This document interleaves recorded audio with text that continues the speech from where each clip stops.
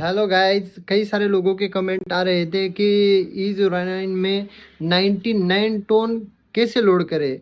तो ठीक है, आज मैं आपको स्टेप बाय स्टेप बताने वाला हूँ, लेकिन पूरा तो नहीं कवर होगा क्योंकि शॉर्ट वीडियो है। तो जल्द से जल्द मैं लॉन्ग वीडियो लाने वाला हूँ। कौन सी केबल रहेगी, क्या रहेगी, क्या नहीं रहेगी। आज खाली हम लोड कैसे करते हैं, आप देख सकते हो। ये पूरा खाली है अभी। तो इसमें ये देखो, ये बैकअप है। ये बैकअप पे क्लिक करना है। क्लिक करने के बाद इधर देखो, ये होने लगा है। ये लाइट ब्लिंक होने लगी, मतलब कि प्रोसेसिंग स्टार्ट हो गई है। तो ये मदरबोर्ड का काम था इसमें। तो ये फिलहाल हो गया है पूरा। तो आप देखेंगे भाई,